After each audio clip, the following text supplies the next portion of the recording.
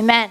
Well, I was looking back over a preach on holiday that Corey Turner was doing actually 2 years ago at a summit. And it was really interesting because at the start of his preach, he actually prophesied what is going on in our church right now, the season that we're in, which is the season of new birth. And so, as many of you know, if you don't and you're new here with us today, we're birthing a new location in a matter of weeks over in Murrayfield. And Pastor Corey Turner talked actually about that, not specifics, but the fact that for us as a church, this was part of our destiny. And he talked about a new location coming out of Warner and Redcliffe. And we are now in those days, which is amazing that we're here in the future that God already saw. But as many of you will know who've had children, or perhaps you've got, friends or family that have had kids, whenever there's a new baby coming, there's lots of everything, isn't there? There's lots of mess and preparation and excitement and cards and cleaning and nesting and all that kind of stuff, and that all goes on. And it's no less true for us as a church family.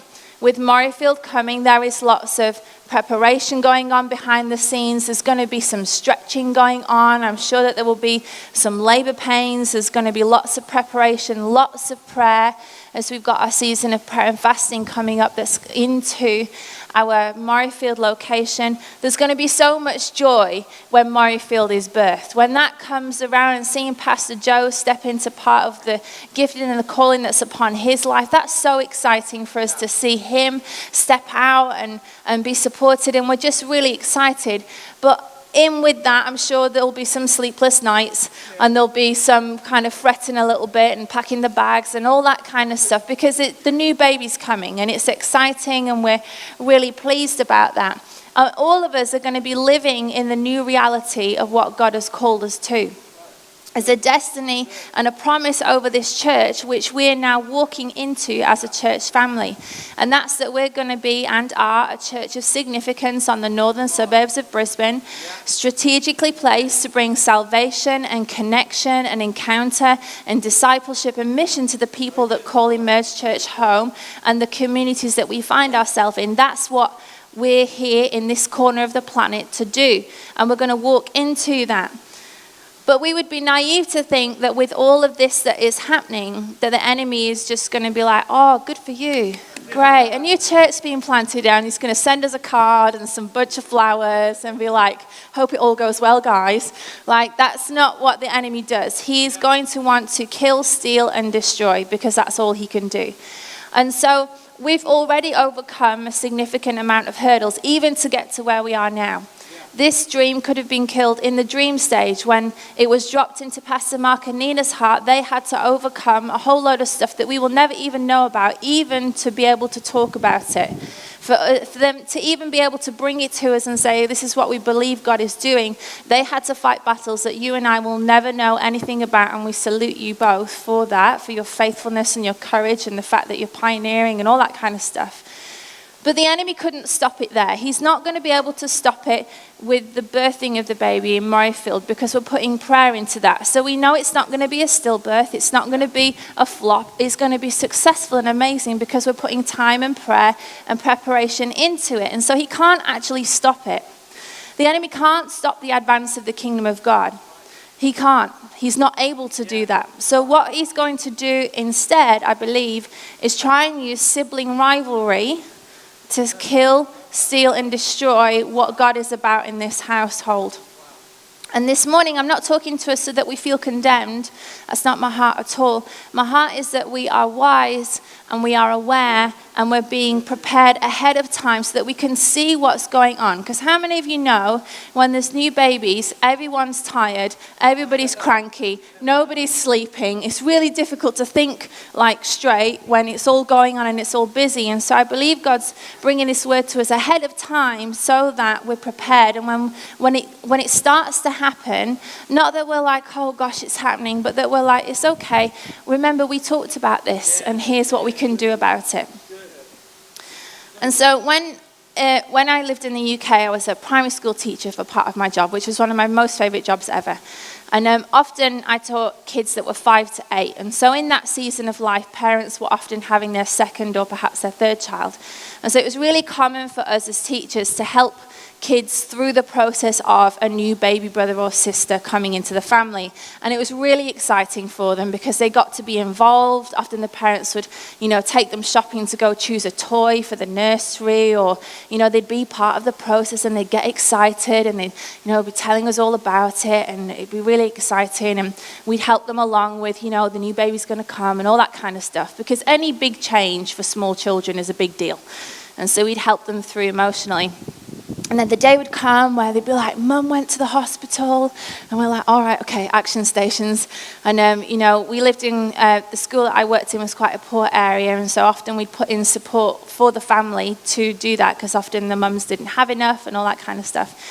And so then the older brother or sister now would come into school, often with a picture. And they'd be like, here's the new baby brother or sister. And they'd talk about them in show and tell, and it'll be amazing. And they're like, oh, they're the best thing ever. I love them. They're great. They're soft. They're cute. This is their name. Da da da da da. And they'd get really excited. And that would last max 2 weeks. Maximum. You never went beyond 2 weeks. And it'd be all exciting and wonderful, and yes, and we love the baby, and isn't it great? And then the conversation somewhere around the 2-week mark would turn into something like this. I hate my baby brother. Nobody is sleeping in the household. I can't play with even my own toys anymore because my toys are too noisy, and the baby's either sleeping or crying all the time. And they'd come in with little bags under their eyes because nobody in the house is sleeping anymore at all.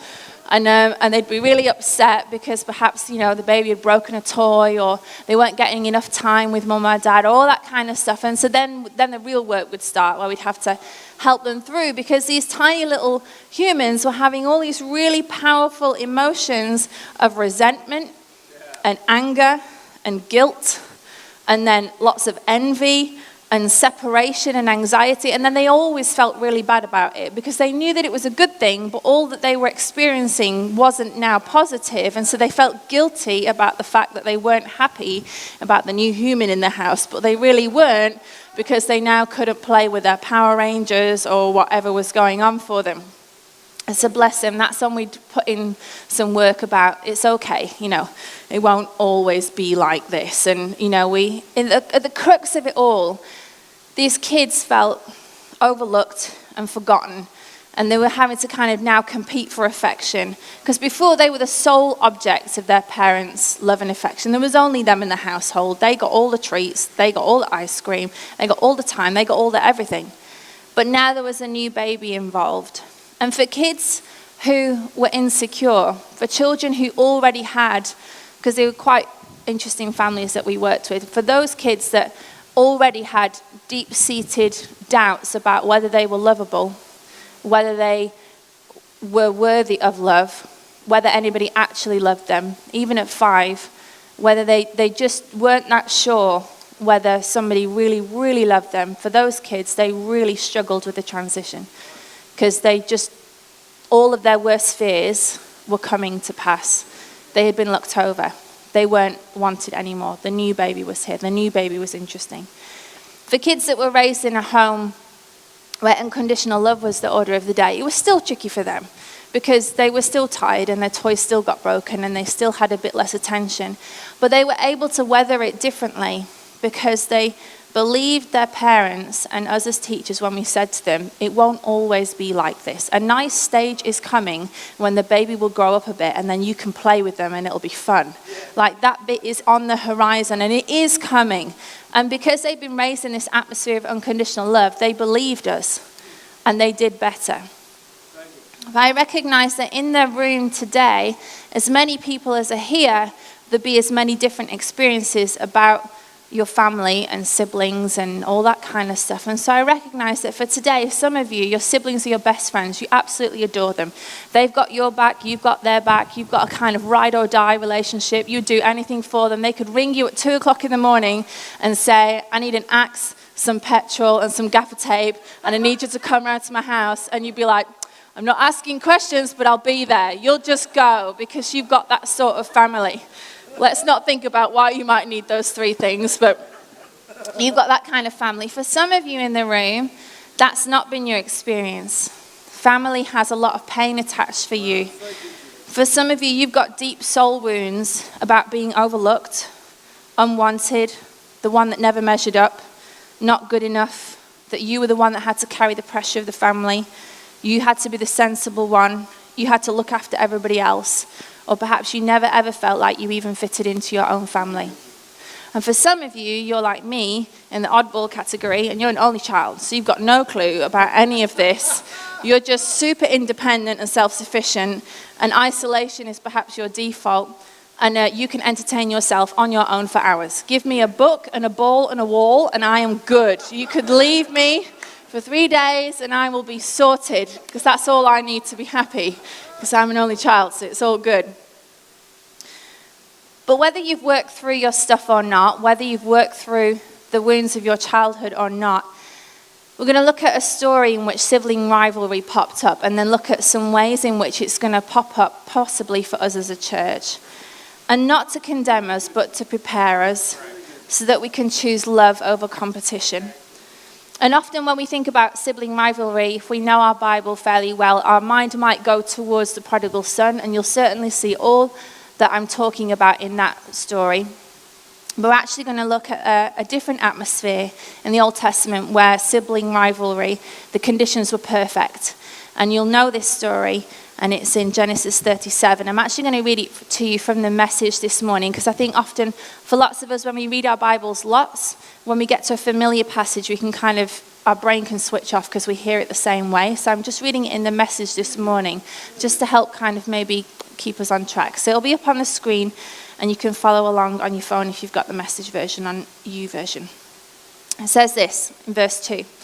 This is the story of Jacob, who's Joseph's dad. The story continues with Joseph, 17 years old at the time, helping out his brothers in herding the flocks. These were his half-brothers, actually, the sons of his father's wives, Bilhah and Zilpah. And Joseph brought his father bad reports on them. So all of you had a tattletale brother or sister in the family, that's Joseph here. Israel, you're all laughing now because you know who that one is in the family. Don't look at them if they're sat near you. Israel loved Joseph more than any of his sons because he was the child of his old age. So Joseph was born to Jacob's favorite wife, which in itself is a messed up sentence. He made him an elaborately embroidered coat, and when his brothers realized that their father loved him more than them, that's a messed up sentence, they grew to hate him and they wouldn't even speak to him. So already in this family, all these children know we are not the favorite. Joseph is the favorite. He is the chosen one. He is the special one. He gets all the extra ice cream. He gets the extra playtime. If we're talking about what's going on in the family and somebody has to be believed, it's Joseph. But he had a dream, and when he told it to his brothers, they hated him even more. So this dynamic is going from bad to worse. And he said, listen to this dream I had. We were out in the field gathering bundles of wheat, and all of a sudden, my bundle stood straight up, and your bundle circled around it and bowed down to mine. And his brothers didn't take that well and said, so, you're going to rule us, you're going to boss us around, and they hated him more than ever because of his dreams and the way that he talked. So Joseph has got some work to do in humility and people skills here. He's maybe being like the last child, the favorite one. I don't know because I'm an only child, but whatever. So he also had another dream and told another one and said, I dreamed another dream. The sun and the moon and the 11 stars bowed down to me. So his dad's in on this conversation. When he told it to his father and his brothers, his father reprimanded him. What's all this dreaming? Am I and your mother and your brothers supposed to bow down to you? Now his brothers were really jealous, and his father brooded over the whole business. So basically Joseph's ticked everybody off in the family, but he's all right with his dad because his dad's still favourite son. So his brothers had gone off to Shechem where they were pasturing their father's flocks, and Israel said to Joseph, your brothers are with the flocks, come, I want to send you to them. Joseph said, I'm ready. He said, go and see how your brothers and the flocks are doing and bring me back a report. And so off Joseph goes. A man met him as he was wandering through the fields and said, what are you looking for? I'm trying to find my brothers. Do you have any idea where they're grazing their flocks? And the man said, they've left here, but I overheard them say, let's go to Dothan. So Joseph took off, tracked down his brothers, and found them there. They spotted him off in the distance, and by the time that he got to them, they had cooked up a plot to kill him. Now, as bad as your family is, you're probably not having these sorts of conversations around the dinner table. Hopefully not. So this is probably worse than most of us. The brothers were saying, here comes the dreamer. I love that. Let's kill him and throw him into one of these old cisterns, and we can say that a vicious animal ate him up. Let's see what his dreams amount to. Reuben heard the brothers. So Reuben's the eldest son, so he's responsible for the whole family. So if anything happens to Joseph, Reuben's in serious trouble. So this may be altruism, or this may just be, if we're all getting hit, I'm getting hit the most. So let's just make sure this doesn't happen for me. So Reuben heard the brothers talking and intervened to save him. We're not going to kill him, no murder. Good plan, Reuben. Go ahead and throw him into the cistern out in the wild, but don't hurt him, because Reuben planned to go back later and get him out and take him back to his dad. When Joseph reached his brothers, they ripped off the fancy coat he was wearing, grabbed him, and threw him into the cistern. The cistern was dry because there wasn't any water in it. They sat down to eat their supper, which is messed up because their brother's in a cistern with no water in the Middle East, and it's hot, and they're just having a nice fancy meal. And then they saw a caravan of Ishmaelites on their way from Gilead, camels loaded with spices and ointments and perfumes to sell. And Judah said, Judah's number 4 in the family, brothers, what are we going to get out of killing our brother and concealing the evidence? Let's sell him to the Ishmaelites. Don't kill him. He is, after all, our brother, our own flesh and blood. So Judah's the pragmatist in the family. Let's make a bit of profit on this. And his brothers agreed. By that time, the Midianite traders were passing by. They pulled Joseph out and sold him for 20 pieces of silver, who took Joseph then down to Egypt. And later, Reuben came back and went to the cistern, but no Joseph. He ripped his clothes in despair. Beside himself, he went to his brothers. The boy is gone. What am I going to do? Not we. What am I going to do? So they took Joseph's coat, butchered a goat, dipped it in the blood, and they took the coat back to their father and said, we found this. Look it over. Do you think this is your son's coat? He recognized it at once. My son's coat, a wild animal has eaten him. Joseph torn limb from limb. And Jacob tore his clothes in grief, dressed in rough burlap, and mourned his son a long, long time.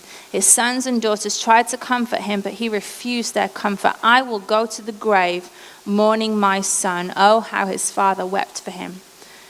And then in Egypt, the Midianites sold Joseph to Potiphar. In this story, we see really clearly 2 things going on. There's a whole load of competition, which you would perhaps expect in a larger family. But there's this sense of limited resources. There's limited resources in terms of birthright and what they're actually physically going to get when their dad dies. But there's also limited resources in favor and in the blessing that they can get and in the love and the affection. All the brothers know Joseph's the favorite. There's limited resources going on in this family. And I think sibling rivalry grows in an atmosphere where there's competition and a sense of limited resources. That's where it's a ripe breeding ground for sibling rivalry. And there's 3 areas that I believe God's talked to me about for us just to be on guard with, not to be condemned with, but just to be on guard with our own hearts, that in the coming days, as we step into what God has for us, perhaps there's going to be places where the enemy's going to press our buttons, and it's going to come where there's a sense of competition and limited resources. Because the enemy can't stop what's coming. He can't do that. But what he wants to do is to kill the momentum.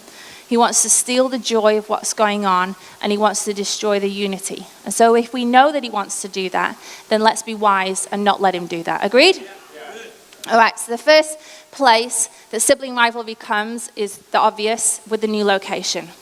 Murrayfield is being born. It's going to come. It's on the horizon. If we were a pregnant lady, we'd look a little bit like Gemma right now. So we're ready to pop. We're nearly there. Gemma's about 4 weeks off, 3 weeks off. Amazing. So any time now. And it's a little bit like that with Murrayfield. We're praying, we're preparing, we're getting ready. It's exciting. And it's the same sort of thing as when Joseph was born into the family. He was the first loved son, if that makes sense, because he was the first son born to the wife that Jacob loved. And so there's something special and exciting because it's the first location that's being born out of the house. So we had Warner, we had Redcliffe, existing congregations, and we came together and we're one church. But now out of that one church, we're birthing a new location. And so it's really exciting. It's like the Joseph in the family. It's like the son that we've loved, and happily it is Joseph who will be the location pastor. So if you want to get him a fancy coat, and let's see how well we all deal with this, then let's go for it. So we're really excited about it. But there's a dynamic in play, because it's the first son.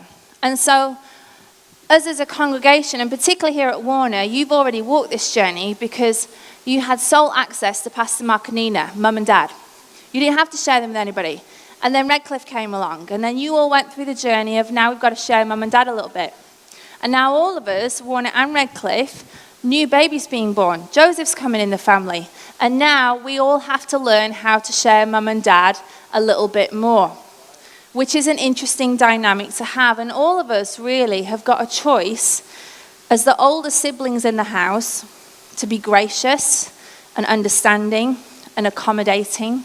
And we're working really hard as a team to make sure that the spread of people and that they're here and that we see them, and that we're working hard on all of that. But if we've got unattended soul wounds of abandonment, of feeling overlooked, of feeling like we're not the favorite one, then the enemy can use a God-ordained set of circumstances to start pressing buttons you didn't even know you had, and then to bring things to the fore. Because it's not like this, what is happening is a bad thing. It's a great thing. But the enemy knows where our wounds are, and he likes to poke them sometimes, because he knows that when he pokes them, not always good stuff comes out. But in that opportunity, in the opportunity of what's going on, there's the opportunity for growth. And I want you to watch out for sentences coming out of your mouth or somebody else's mouth that might sound like this. This is how you know sibling rivalry is going on. We never see Pastor Mark and Nina anymore. I don't feel loved in this church. It doesn't feel the same as it did. What's going on in those sentences is a sense of limited resources and a creeping sense that we now have to compete with the other locations. Those are the two things. Limited resources, competition equals the place where sibling rivalry grows. And so if we sense that and if we know that, then it's actually an opportunity for our growth. God's calling us to be the older, wiser, more gracious, accommodating older siblings, and to take our next step in growing up. And he's only asking us to do that because he knows that we're ready. He's not asking something of us that we're not ready for. If God has led us to this place, it's because all of us are ready to take that step together. And for some of us, it might be more difficult than others because of our backgrounds and our past. But we can do it if we work on it together. And the way that we can do that is we can get into life groups. You'll just hear us banging on about this for forever because it's the way that we look after everybody, and we will say it for time immemorial. You can help yourself and others grow up and lean into what God has already got for us by getting into life groups, by joining a server team, by becoming who God has asked us to be. And Pastor Mark and Nina are always going to be available to us. They are not a senior pastors that will, be distant and, we see them and they block us, because that's just not who they are. They're never going to be like that. But all of us have got a little bit of growing up to do in the family to become what it is that God has called us to. And what the enemy wants to do is to use a sense of competition and limited resources, but you don't have to let him. You don't have to agree with that and go, gosh, yes, no, we are now in competition with 3 locations. We're going to what will it be like when we've got 5 locations? You don't have to let that sense of competition and limited resource drive sibling rivalry in your life. The truth is that this family is big enough for everybody to find their place and feel at home and be loved and known by somebody. You may not be best friends with Pastor Mark and Nina or anybody on the leadership team, and that is absolutely fine and okay. So long as you've got a group of people here who love you and look after you and have got your back, then that's okay and that's good enough. So the first place sibling rivalry can happen is with the new location. The second place, I believe that the enemy's going to try and bring that sibling rivalry is with new opportunities. So when we get a new location, it means that there's new breadth and depth across everything, because we need more of everything. We need more server teams, we need more team leaders, we need people to learn new skills, we need people on, I'm going to read them now so that I don't forget anybody, and then you're like, you didn't mention my team. We need more people on the worship team, production team, photography, video, kids, car park, cafe, new here, host, deacons, prayer, hospitality, dance, youth, young adults, life groups, and there are probably 50 that I forgot. There's space for everybody. There are teams that need to grow. All teams need to grow. Now, we're not in a place, which is good for everybody, that we're desperate. So it's not like, oh my gosh, no one's going to be on stage next week for worship. Can you randomly bang a tambourine or play the spoons because you're on? It's you. We're going to pray for the anointing and up you will come. Now, we're not in that sort of, and some of you have been in churches where if you're breathing, you're now recruited to the kids ministry and we'll see you in 40 years kind of thing. It's not like that. And it's always lovely when new people come to our church and they're like, oh, where do you need? And I'm able to turn that conversation around and go, well, actually, it's not about what we need. It's about you and what are your giftings and how can we help you find your fit and how can we help you express what God's put on your life. That's always the conversation that we have because we're blessed with amazing teams and people that volunteer. But new location means we need more of everything. Every team has capacity for growth. And the reason why we need everybody on the teams and we need people to step up is so that everybody feels at home, so that everybody feels pastorally cared for and that everybody can find their fit. There are teams that we've not created yet that we need to create, but we need team leaders and people who've got vision and direction and gumption and get up and go and just people who are going to be like, I see this need, I think I can help do it. I may not have all my skills, but I'm going to give it a go. And we need that kind of spirit in the house. And it's that sort of thing that Charisse felt when she walked into this room. And I love that because that testimony, which was just amazing, would never have happened in the same way had the entire team that was on that day not been doing what they were doing. Yes, it was the presence of God. Yes, it was the atmosphere here. But somebody had to open up. Coffee teams had to be on. People had to clean the toilets. Worship team had to practice and prepare. Production team had to get here ridiculously early and do the amazing stuff that they do. Deacons had to make sure the seats were right. The host team had to welcome them. And all of that added up to the simple statement that Charisse said, I felt so at home.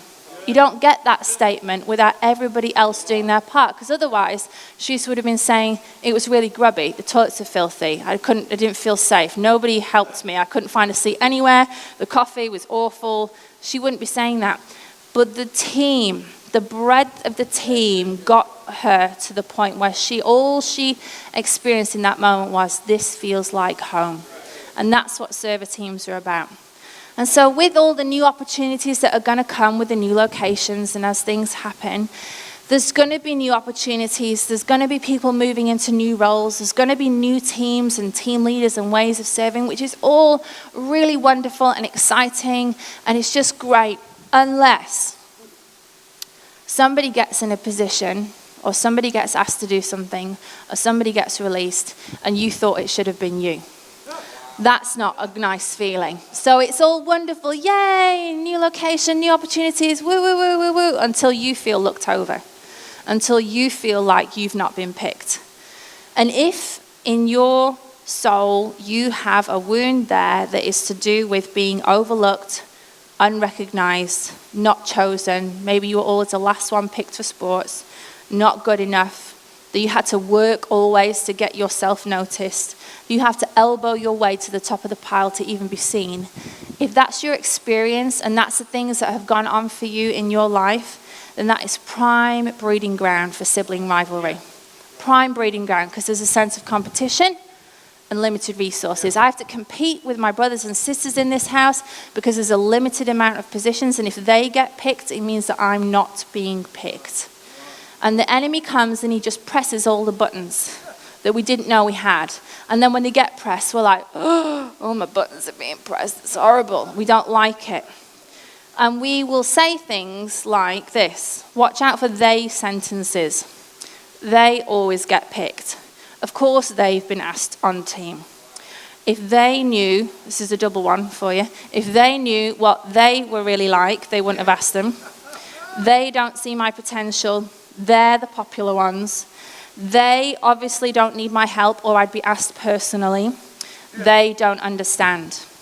And any time you find yourself in a they sentence, you've already got a problem, because there's a separation and a disconnect, because there's a them and an us. And in our church, there is no they. There is no them and us. There is only a we. We are on this journey together. We are going to make a bunch of mistakes in the process as we're figuring this all out. We can work through those mistakes and the things that go wrong together. We all have a place and a valuable contribution to make. We need everybody, and literally we do. We are stronger together. So watch out when new opportunities come, if there's a sense of competition, lack of resource which comes in position, that the enemy doesn't start pressing your buttons and you fall into they sentences. Because the truth is that none of us are in competition in this family. We're a body. That's what 1 Corinthians 12 describes us as, that the church of Christ, and here it emerges that we're a body. Now, you may feel like parts of your body are in competition with other parts of your body. Perhaps you feel like your stomach is having its own little competition for how big it can grow, and the rest of your body is just lagging behind. But that's more to do with eating all your Krispy Kremes, which I did all this weekend. But your left toenail on your left big toe is not having a giant competition with your right thumbnail to see who can grow the most. That's not how bodies think. It's just not.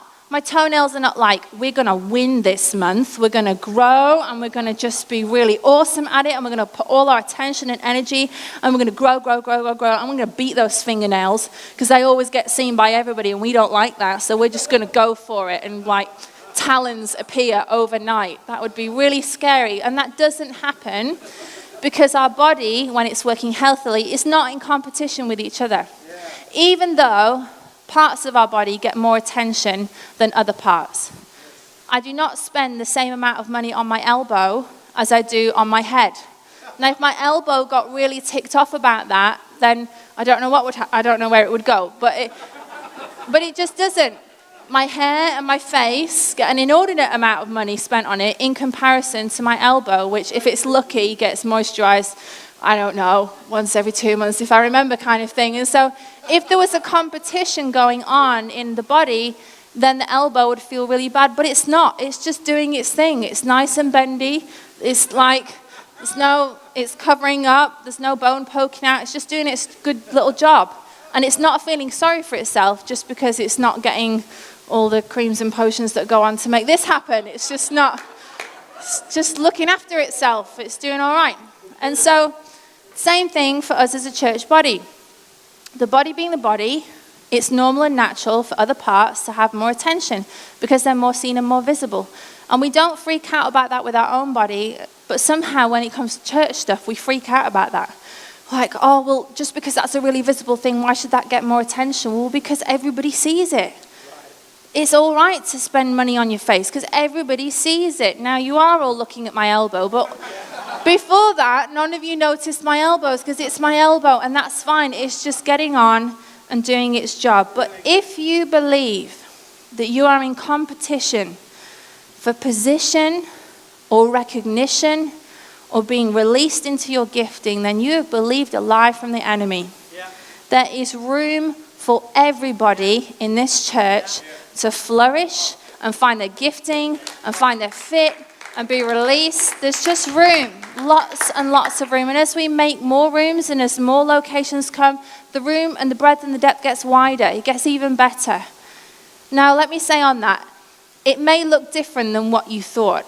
Yeah. You expressing your gifting and finding your fit may look different than what you think that looks like. But can I say that that is pretty much true for everybody? Yeah.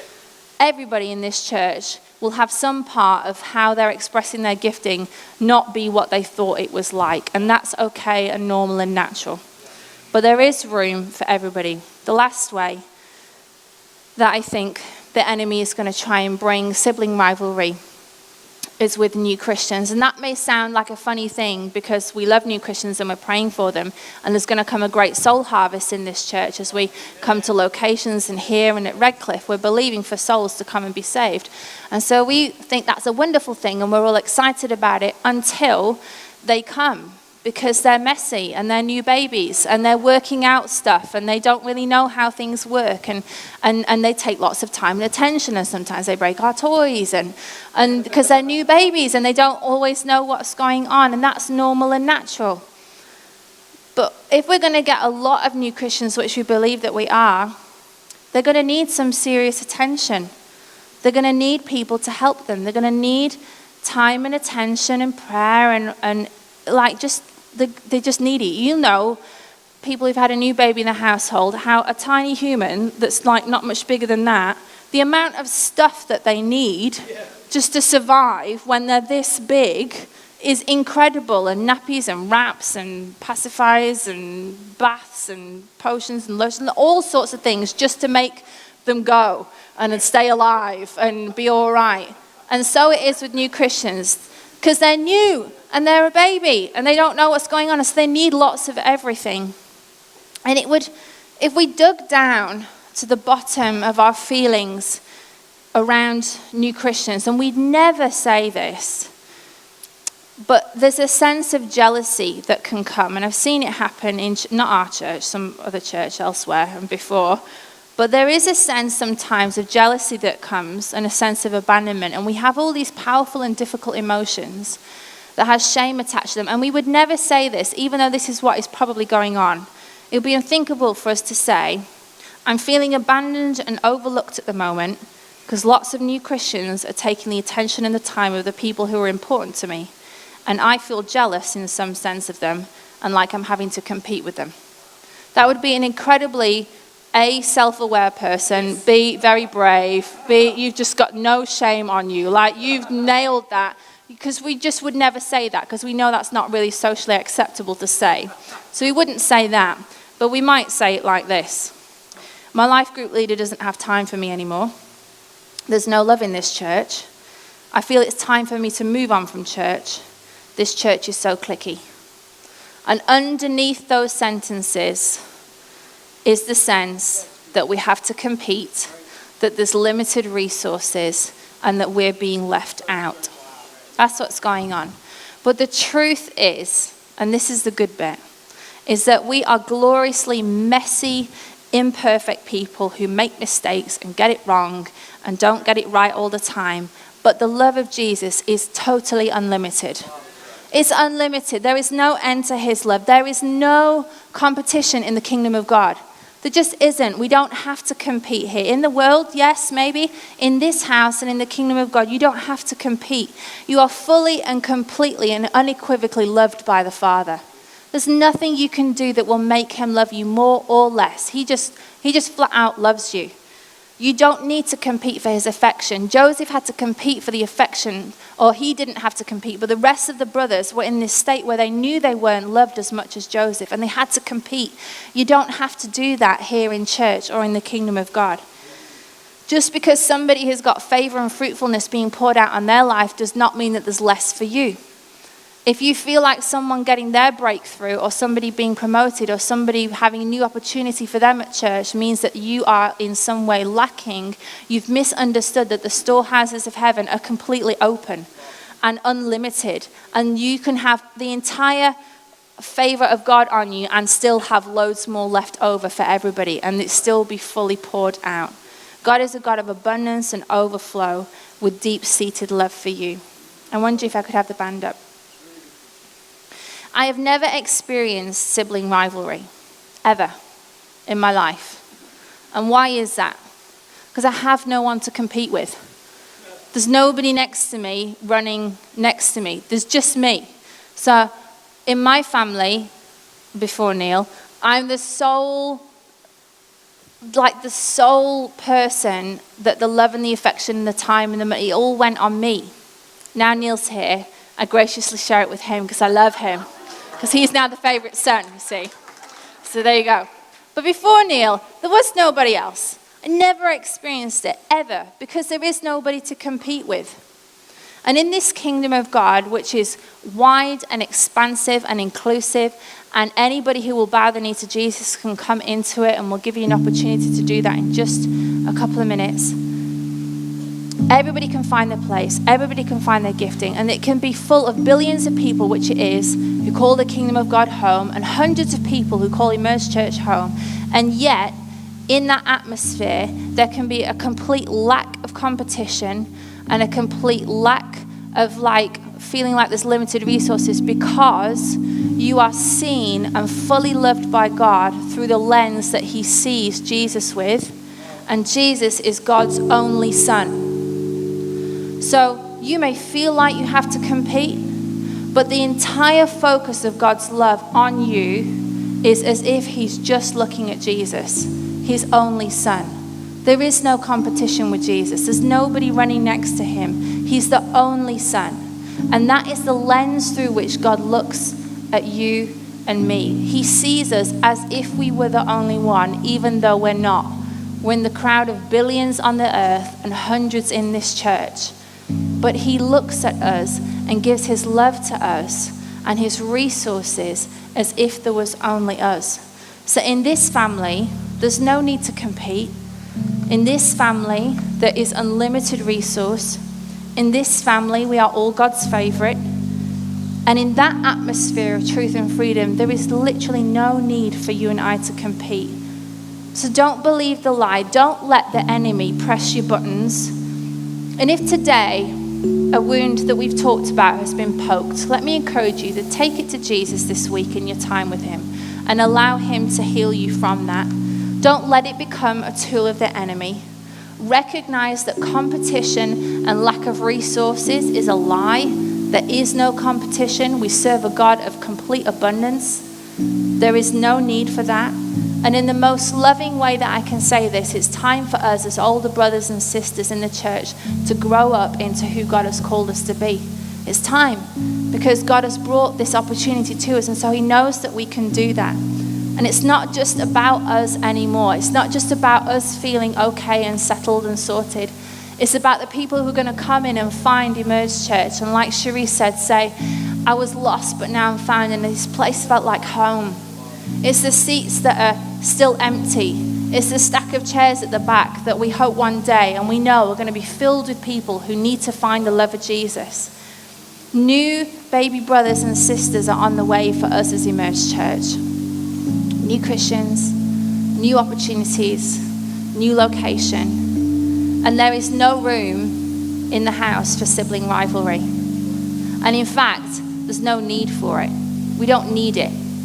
The enemy needs it. He needs it for his purposes to kill, steal, and destroy. But we don't need it. God doesn't need it. It doesn't serve you or me. And so I want us to be aware, so that in the coming weeks and months, when perhaps the new baby's here and we're all a little bit tired because it's a new baby and that's just what happens, that we recognize when the enemy's pressing our buttons and we know what to do with it.